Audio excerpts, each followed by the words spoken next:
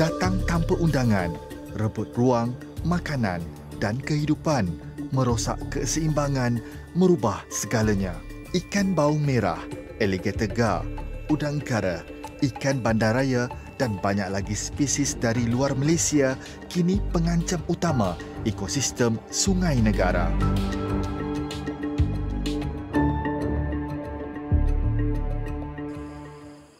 Sungai Bestari Jaya begitu penting dalam ekosistem setempat, penyumbang kepada kualiti alam sekitar dan menyokong biodiversiti kawasan sekitarnya. Kini dicemari spesies pendatang yang memonopoli habitat sungai. Dominasi ikan baung ekor merah di sini mencabar kemampuan nelayan darat dan kaki pancing mencari rezeki. Muhammad Nur Hafiz Azizis, 34 tahun, menginovasi tajur yang lebih sesuai untuk menangkap ikan invasif itu memandangkan saiznya mampu melebihi 10 kilogram seekor. Dia ikan baung ni start mula dia tahun 2013. Mula-mula saya tak cari dia lagi lah. Saya tajur baung baung kuning lah, baung tempatan kita. Dari situ kerap sangat joran patah, mata kail, lengkar, putus. Dari situ saya naik spek sampai jumpa rupanya ada ikan yang besar. Dari situlah tahu yang baung ekor merah ni ada. Memandangkan anak jati Kampung Batang Berjuntai ini jago ikan, dia antara sandaran para pengkaji, terutama daripada Jabatan Perikanan, mendapatkan sampel ikan untuk dikaji.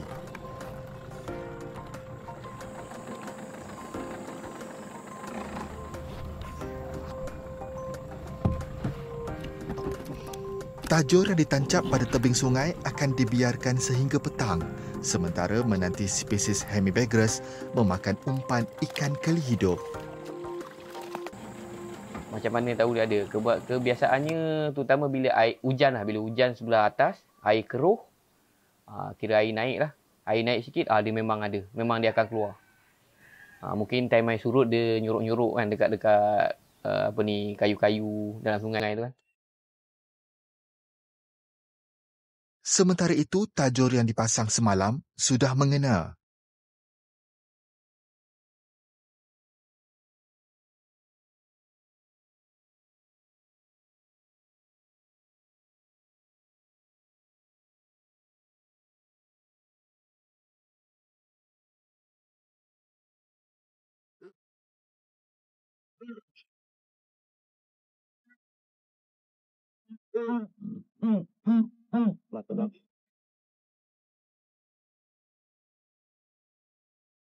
Time gantung kat pokok pun kalau kena, orang potong pokok tu tarik. Tajur.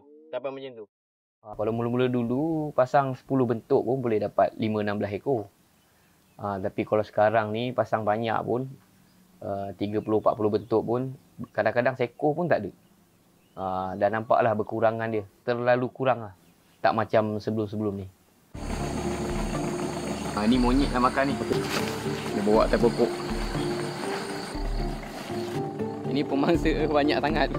Memegang ada, monyet ada, biawak ada. Ini kalau atas pokok ni monyet lah. Dia makan ikan keli. Biawak kat sini bang? Tu. Kat bawah tu. Bawah tu. Tadi siap berguling ni.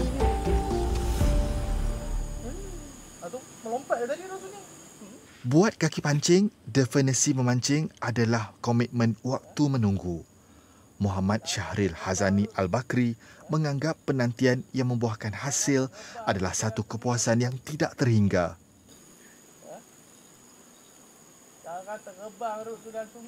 Kumpau tu pasti. Hanya pemancing sahaja yang faham, yang tahu nikmatnya menarik ikan besar ni.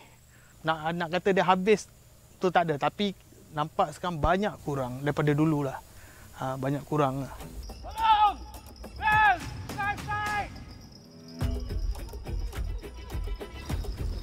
Strike!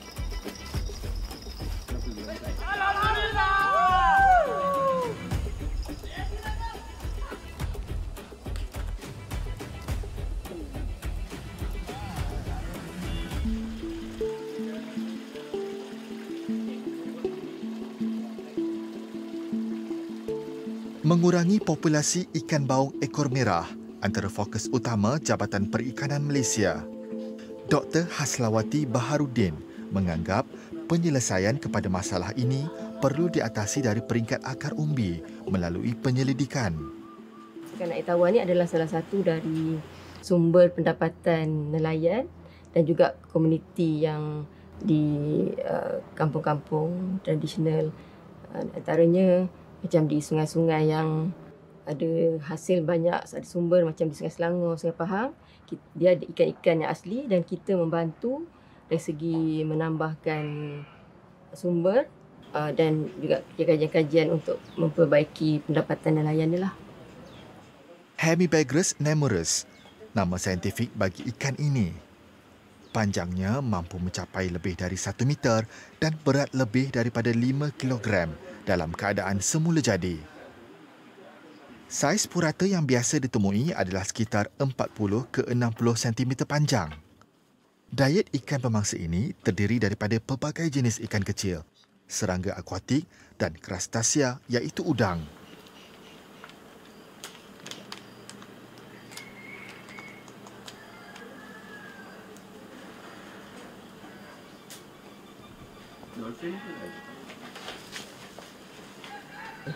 Hari ni kita tak dapat melihat perut yang kosong. Tapi walaupun perut kosong, tapi kita tengok dalam usus kecil tadi dia banyak. Macam mungkin dia dah hadam. Daripada usus besar tadi dia dah masuk ke usus kecil dan dia hadam.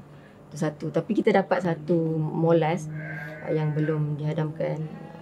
Satu-satulah. Tapi sebelum ni kita dapat lihat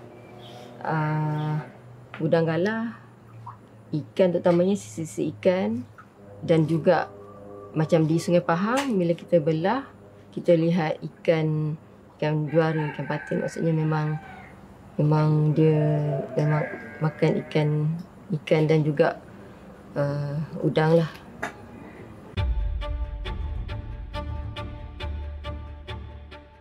Negeri Sembilan, sebuah institut penyelidikan perikanan Glami Lemeh, Kuala Kelawang, Jelebu, mendepani usaha pembiakan ikan tempatan sebagai ikhtiar keterjaminan sungai negara. Di sinilah ikan baung tempatan terancam dibiakkan sebelum dilepaskan ke habitat. Doktor, difahamkan di Malaysia ada beberapa lagi spesies ikan baung. Mungkin doktor boleh kongsikan? Okey, di Malaysia kita ada 5 spesies ikan baung hemibagrus yang agak popular lah, terutamanya ikan baung biasalah, baung sungai, hemibagrus capitulum dipanggil. Yang ni hemibagrus wikiai. Yang ni dia satu keluarga dengan hemibagrus wikioides yang baung ekor merah yang kita satu keluarga. Satu keluarga. Maksud saya satu keluarga rapat. Jadi yang 2 spesies ni, hemibagrus wikioides dan wikiai ni, dia ada ciri-ciri warna yang menarik, berwarna di dia punya fin ni. Ini baung kelulang. Kelulang. Ya. Dan ada lagi baung yang biasa. Dan ini biasanya didapati di mana? Saya difahamkan tidak semua perairan. Ya. Di sungai-sungai tertentu macam Sungai Pahang, Sungai Perak, Sungai Kelantan. Agak ada limited juga dia punya. Kita ada juga baung akar, baung lawi. Ya, itulah. Kalau baung yang kebiasaannya dilihat antaranya? Yang paling common, yang paling biasa adalah baung sungai lah, baung sungai dan atau juga dipanggil baung kuning. Kita ada kuning. Baung kuning ni kita buat pembiakan lah dan banyak permintaan sebab rasa dia yang sedap lah. Kebanyakan sungai ada spesies ni. Jadi antara usaha pihak perikanan ada tak buat pembiakan baung? Memang kita buat pembiakan untuk tujuan pelepasan di perairan umum. Jadi bila sebab baung ni antara yang banyak permintaan dan jadi kita banyak juga buat pelepasan. Boleh sebab dia antara spesies yang banyak di perairan sungai-sungai kita. Jadi dia adalah antara spesies yang sesuai lah untuk kita buat pelepasan. Jadi ini di mana-mana perairan sungai kita pun di kebanyakan sungai kita lah. Di kebanyakan sungai. Jadi misal kata kalau ikan baung sungai dan baung ekor merah duduk dalam satu perairan, ada kebarangkalian ataupun risiko untuk biarkan silang? Biarkan silang, ya betul. Memang Ya, memang. Itu antara yang kebimbangan kita lah juga sebab dia dalam keluarga yang sama dan memang ada potensi. Ini antara kebimbangan di mana apabila ikan baung ekor merah bersama dengan ikan sungai duduk dekat dalam satu kawasan ataupun satu perairan, tidak mustahil jika mereka dibiarkan mereka membiak secara semula jadi tanpa sebarang bantuan, akan juga datang kemungkinan di mana ciri-ciri yang ada pada baung ekor merah itu terdapat pada benih ikan baung yang dibiarkan. Alligator gar, ikan asing yang sudah mula menampakkan diri di perairan, dibimbangi bakal menjadi pengancam ekosistem sungai. Merupakan keluarga ikan bertulang keras yang wujud sejak kira-kira 100 juta tahun lalu, berasal dari Amerika Selatan. Ia memangsa ikan lain, mamalia akuatik kecil, burung dan kadang-kala amfibia juga. Doktor, ikan ni agak jarang terlihat sebab kalau kita tengok dia punya kepala dia macam buaya juga. Alligator gar dipanggil. Ya, betul. Dan difahamkan ikan ini adalah hasil daripada rampasan. Mungkin doktor boleh kongsikan. Okey. Spesies ni alligator gar ni kita dapat laporan dari nelayan Nelayan sebab kita jumpa dia di perairan, and then kami bersama dengan Pejabat Perikanan Negeri Sembilan datang untuk keluarkan dari perairan tu lombong di Seremban kalau tak silap saya. Jadi kita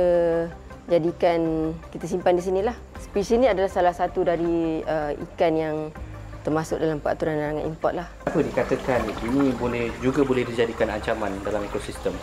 Sebab dia boleh beradaptasi dengan perairan kita dan tengok kemungkinan dia agak agresif dan dia mengancam populasi ikan-ikan asli.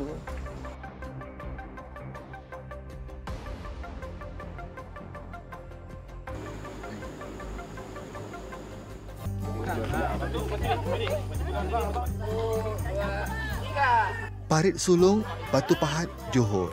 Umpama rutin mingguan masyarakat di sini menangkap udang kara untuk dijadikan santapan, rata-rata penduduk menggunakan bubu payung untuk mendapatkan hasil yang lebih lumayan. Di pasaran, udang ini dijual sekitar 20 hingga 30 ringgit sekilogram. Namun, tidak perlu berhabis wang kerana boleh didapati secara percuma. Menyedari akan bahayanya udang kara terhadap ekosistem, mereka tidak loket waktu untuk meluangkan masa di parit berhampiran. Bagi mereka, ada permata yang harus dijaga. Inilah telur dia. Kalau ikutkan banyak lagi ni, tapi ni jalan air ni mencabar. Semalam hujan lebat. Itulah kita kan buat pelepasan penta peseponi kat sini kan.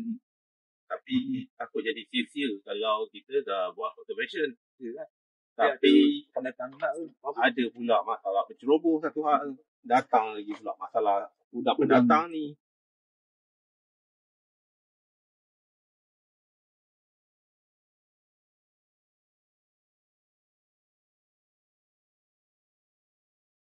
Hutan Simpan Air Hitam Utara, Johor. Hutan paya gambut dengan ciri biodiversiti yang unik. Khazanah terakhir Jauhar. Tersimpan rapi rahsia Tuhan. Jika diancam, mungkin hilang dari pandangan.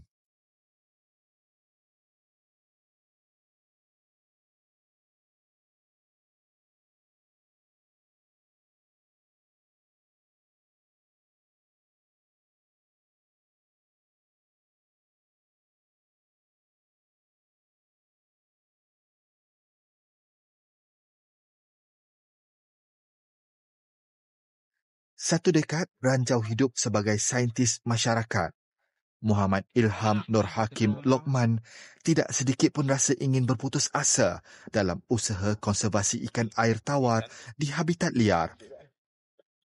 Umpama menempa sarjana di lapangan, lebih 200 spesies ikan jarang jumpa ditemuinya untuk tujuan kajian dan penyelidikan. Dia orang dah boleh buat kerja dah. Jom lah.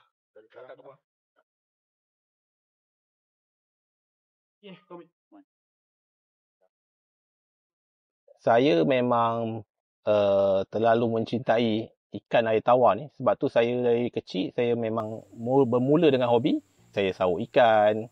And then selalunya hobi tu habis macam tu je. Tapi saya mendapati kalau saya buat kajian cara citizen scientist ni, data-data saya boleh digunakan.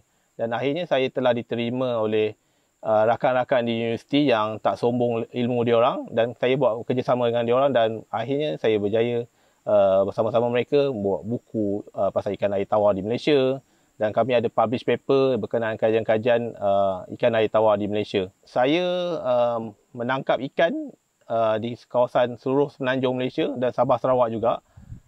Mulanya memang untuk mencari ikan tu je. Tapi ikan yang saya tangkap tu kebanyakannya adalah sangat sukar nak dijumpai. Dan ikan-ikan tu selalunya saya akan derma kepada rakan-rakan di universiti yang mana mereka agak limit masa untuk buat kerja-kerja lapangan. Dan akhirnya ikan yang saya tangkap tu mereka pun boleh gunakan untuk buat kajian, dan kami boleh buat kerjasama lah sampai sekarang. Dia orang dah mula buat kerja tu. Kita tangkap ikan, dia orang ambil sampel air.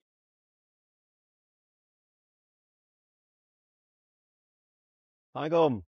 Waalaikumsalam. Macam sihat? Alhamdulillah. Alhamdulillah. Macam mana? So, itulah. Kita orang dah datang. Macam yang kita datang semalam lah. Untuk ambil air untuk buat EDNA. Dulu ikut kita buat yang dalam hutan dekat kawasan air terjun, air yang jernih ni, kita try buat kat gambut pula. So, macam mana yang kita cadangkan tu? Okey tak kalau nak buat juga EDNA ni untuk udang kara? Gambut boleh. Macam ni lah. Macam sebelum ni kita buat pun dekat sungai, dekat air terjun, dekat tempat-tempat yang air clear kan. Gambut ni dia sebab air dia, pH dia tinggi, agak rendah lah, acidic. Lepas tu organic content. Jadi mungkin ada cabaran sikit, ada contaminant. Tapi rasanya tak ada masalah, boleh buat. Boleh tak guna untuk EDNA? Kita biasa dah buat ikan. Sepatutnya boleh, tak ada masalah. Sebab dia memang banyak dan dia mengeluarkan DNA dia dalam air. So sepatutnya kita boleh detect. Dan kita boleh tentukan berapa banyak lagi yang ada. Kalau gitu kita orang bergantung pada pasukan doktor lah untuk buat. Okey, alright. Boleh, kita nak terus mula. Okey, kita boleh mula ni. Lepas tu alang-alang nanti minggu depan kita dah nak tangkap udang kara tu. Betul. Kita guna teknik tu sekali lah. Okey, alright. Okey, jom.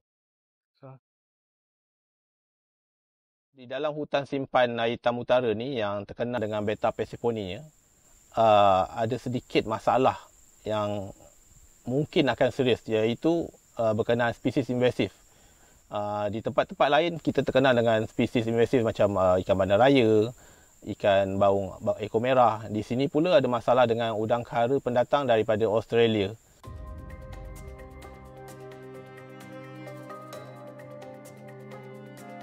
Dulu masa saya kecil-kecil, saya tak tahu pun spesies ni adalah spesies invasif lah.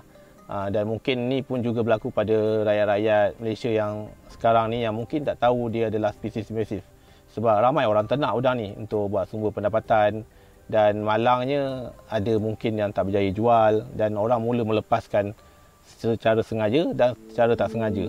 Dan kadang-kala ia berlaku akibat bencana alam, dan udang ni mula membiak sepertinya di Mukim Air Hitam ni lah. Jangan salah sangka, udang ni nampak je macam tak bahaya, tapi sebenarnya dia adalah spesies yang sangat berbahaya pada ekosistem kita, lagi-lagi kawasan di Paya Gambut. Sebab saya, ikut pengalaman saya, dia memang sihat di kawasan Paya Gambut. So spesies ni dia makan benih-benih ikan, dan dia makan makanan yang ikan perlukan, dan dia makan juga rumpah-rumpah yang diperlukan. Dari segi dia membiak, memang tak terkawal. Walaupun kita tangkap udang ni dan masuk dalam akuarium pun dia boleh membiak juga dengan mudahnya. Sungai ini diancam entiti penceroboh. Kewujudan udang kara menghampiri sempadan hutan ini. Yang perlu dikhawatiri ancaman kepada spesies ikan tempatan yang mungkin menjadi mangsa si pemangsa.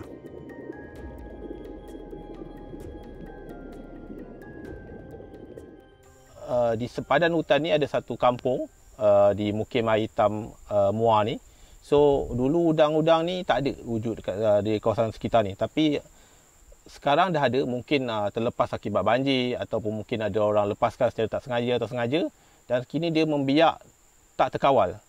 Dan saya bersama dengan penduduk kampung di Mukim Air Hitam yang diketuai oleh ketua penghulu dan persatuan di kampung telah cuba menangkap udang ni sebanyak yang mungkin, dan disertai dengan pihak UTHM lah, yang mana saya merupakan penyelidik pelawat di Angkor UTHM.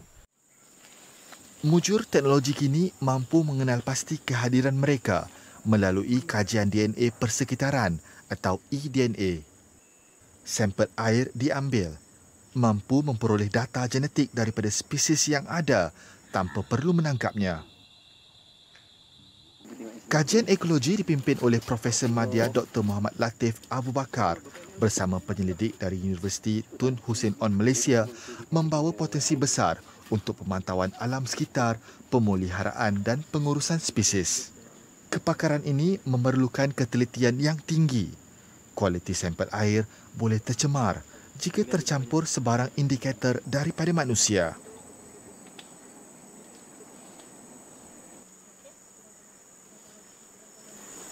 Doktor, ni cukup ke doktor? Berapa ml ni? Pusing.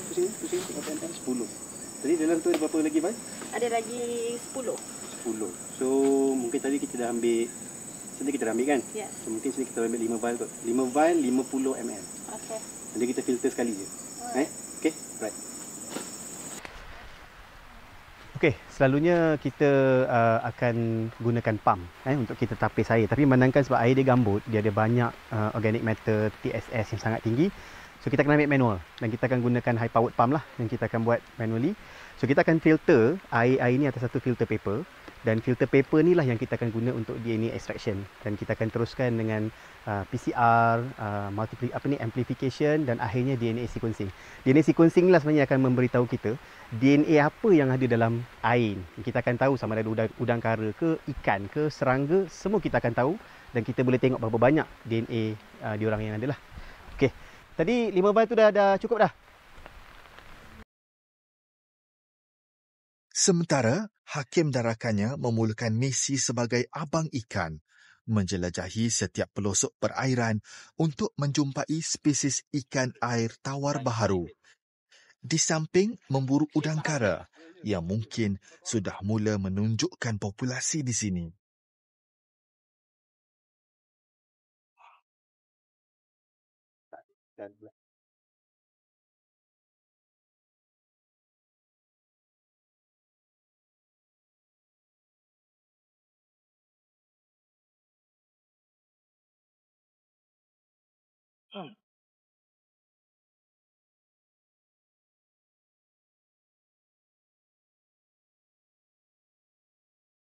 Kalau tempat terbuka macam ni, biasa ikan-ikan yang seluang, dia laju.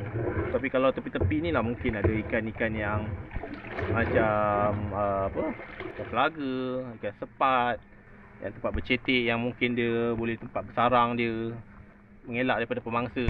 Kalau tempat-tempat yang ni, yang lapang-lapang ni biasanya air ikan laju, yang mudah lari. Tapi ikan-ikan jenis yang selalunya menarik, dia akan duduk tempat-tempat yang macam dia boleh menyorok semua. Sempadan hutan ini menghubungkan pendapatan komuniti, sudah sebati dengan habitat udang kara. Keperluan untuk melakukan kajian eDNA dititik beratkan sebagai salah satu cara mengawasi sempadan. Narshan Tevarajan, 24 tahun. Pengkaji termuda dalam institusi berkenaan, jiwanya besar, meneroka alam, menerusi logik saintifik. Darah gemuruh, cabaran utama. Ketika ambil sampel tu, saya tahu kita tak boleh nak contaminate sampel kita tu. Jadi ketika ambil sampel tu memang tangan semua getah dan banyak rasa risau tu tinggilah dalam diri tu. Lagipun macam ada banyak arahan, and then kita pun macam bertanggungjawab untuk ambil sampel tu kan. Jadi kita kena pastikan sampel yang kita hantar tu adalah sampel yang terbaik supaya data ataupun hasil result yang dapat tu pun adalah terbaik, supaya benda yang orang kaji tu pun dapat produce, ataupun contohnya macam kalau nak publish paper berdasarkan data tu pun, paper tu kita kena pastikan dia terbaik. Serpihan DNA yang terdapat dalam sampel air akan disaring. Semua kandungan terperangkap pada kertas penyaring dan di situlah DNA udang kara dikenal pasti.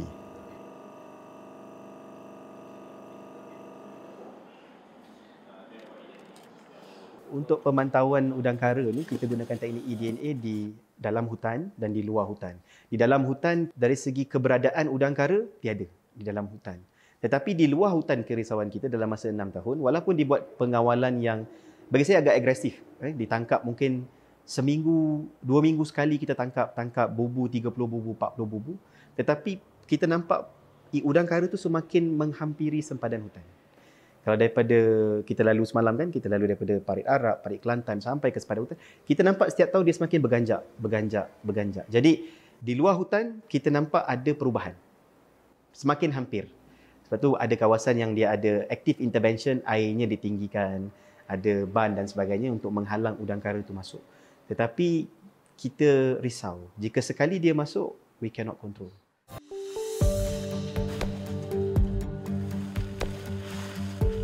Ikan peleko atau bandaraya terkenal sebagai pemakan alga dan sering digunakan dalam akuarium menjadi spesies invasif di Malaysia. Mengambil kira dominasi ikan ini menjejaskan rutin aktiviti manusia, Muhammad Haziq Abdul Rahman mengambil kira inisiatif mewujudkan kesedaran dengan mempromosi aktiviti menangkap ikan bandaraya demi menyelamatkan ekosistem.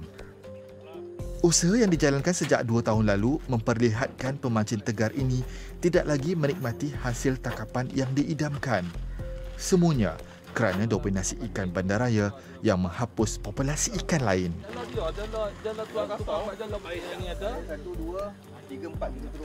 Kita dapat masalah setiap kali mancing, memang kita akan dapat ikan bandaraya, dan masalah tu juga bukan kepada kami sahaja, hampir seluruh rakyat Malaysia ataupun pemancing air tawar.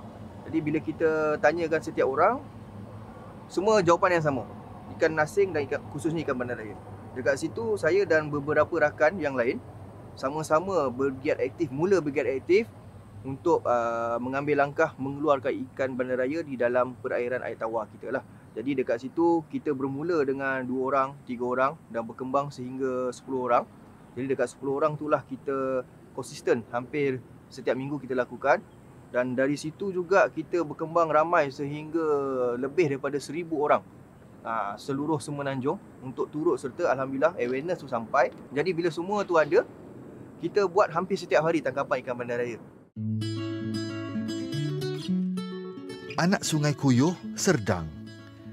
Kehadirannya di alam liar menimbulkan ancaman terhadap ekosistem akuatik tempatan dengan bersaing untuk makanan, merosakkan habitat ikan asli dan memperburuk kualiti air. Tangkapan di sepanjang 5 km anak sungai tersebut mendapat penyertaan menggalakkan daripada peserta sejak mula. Kejayaan selama 2 tahun ni hanya berlaku lebih kurang antara 10% sahaja maksima. Sebab bila kita bergerak dari tempat satu ke satu tempat yang lain, kita dapati setiap tempat baru yang kita pergi, kita bawa keluar dalam tempoh masa 1 jam, tak lari dalam 1 tan populasi ikan bandaraya sahaja.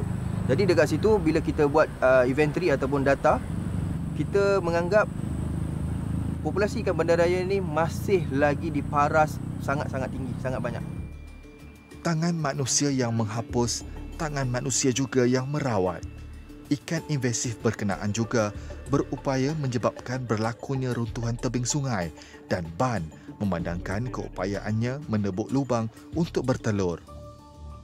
Menerusi inisiatif Kerajaan Negeri Selangor, program tangkapan ikan asing siri kedua ini ditawarkan insentif RM1 bagi setiap kilogram yang diadakan pada setiap Sabtu dan Ahad.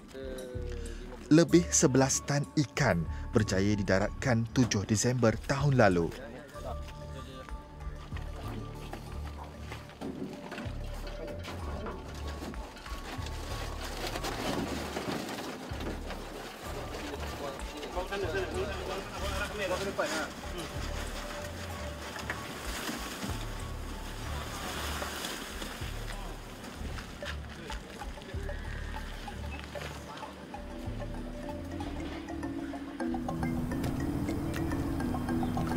Di tebing anak Sungai Kuyuh ini terdapat banyak lubang-lubang yang dipercayai adalah hasil tempat pembiakan ikan bandaraya ini, dan antaranya inilah lokasi lubang sebab saya dah tengok beberapa lokasi kosong mungkin dan kalau dapat lihat macam ada pergerakan dekat dalam lubang ni. Betul Cik Aziz? Ya.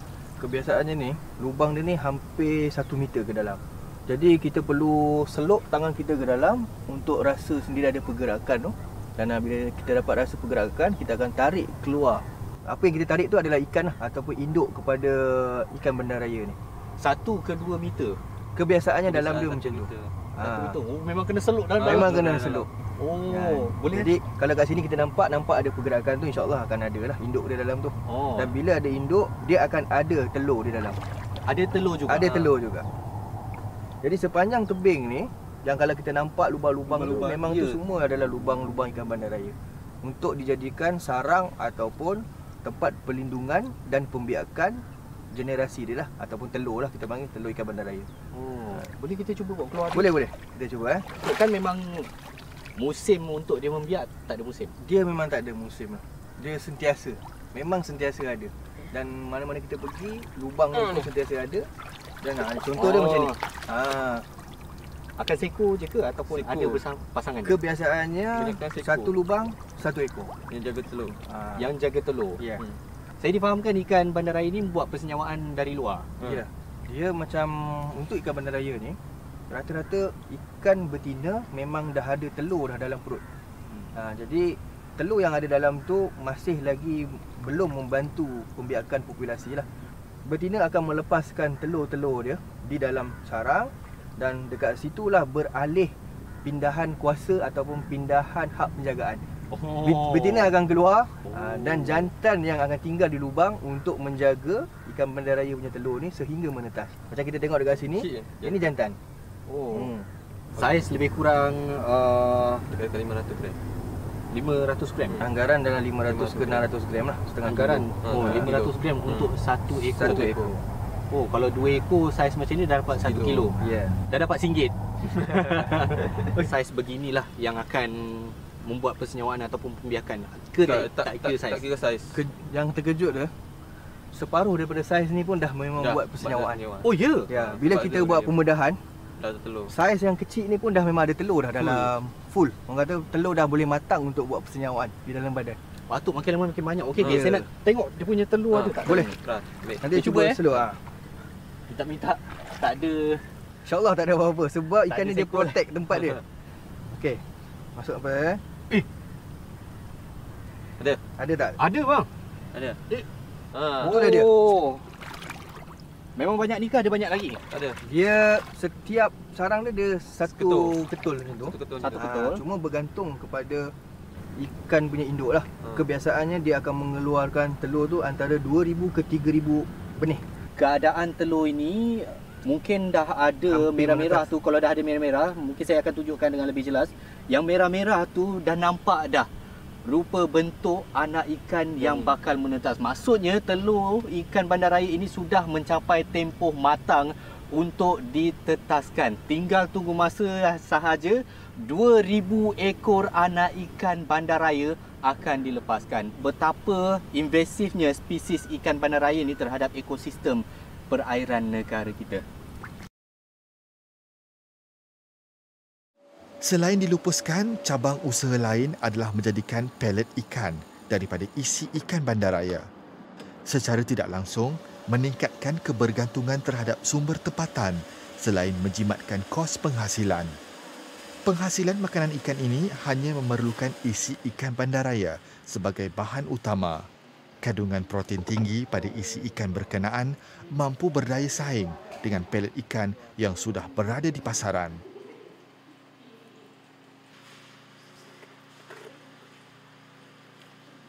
Dr. Intan Faraha Abdul Ghani, pensyarah penyelidik dari UNICEF, mengambil peluang ini sebagai metod mengurangi populasi ikan bandaraya secara berhemah menerusi kajian manfaat isi ikan bandaraya berkenaan. Ini adalah bahan asas bagi menghasilkan pelet ikan daripada ikan bandaraya. Antara bahan yang kita gunakan di sini adalah isi ikan bandaraya yang telah dikisar halus, dicampur dengan hampas kelapa yang telah kita fermentasi dan juga bahan-bahan lain. Jadi ini adalah isi ikan bandaraya yang telah kita keringkan dan kita kisar.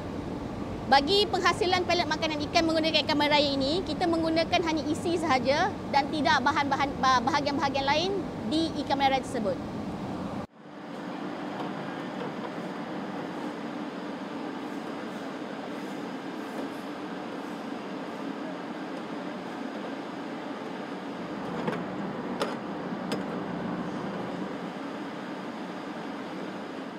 Kandungan protein yang terhasil daripada makanan ikan berasaskan ikan meraya ini adalah sebanyak 32% dan ianya sesuai untuk peringkat tumbesaran ikan air tawar. Pelet yang kami hasilkan memang khusus untuk ikan air tawar dan kualiti yang kami hasilkan adalah setanding dengan pelet ikan yang ada di luar sana.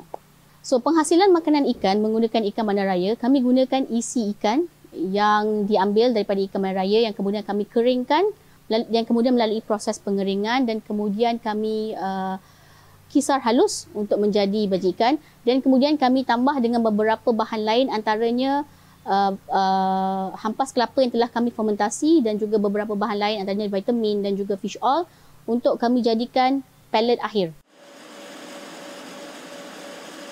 Ini merupakan satu makanan alternatif kepada penternak untuk dijadikan makanan kepada ikan yang diternak. Kerana kita tahu harga makanan ikan sangat mahal. Ekoran harga fish meal yang agak tinggi. Jadi kita menggunakan ikan bandaraya sebagai salah satu bahan untuk menggantikan tepung ikan di dalam penghasilan makanan ikan kami.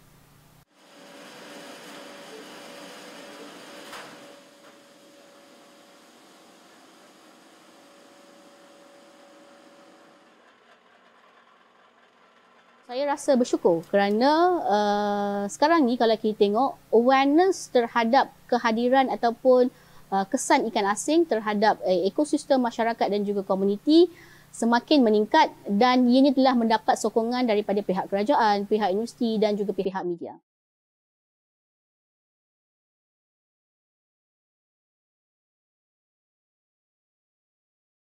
Kesedaran memelihara ekosistem kita adalah tanggungjawab bersama, baik orang awam hinggalah pihak berkuasa. Daripada tanggungjawab memelihara ikan hiasan sehingga langkah pengurusan spesies invasif. Sesal dahulu pendapatan, sesal kemudian tiada guna.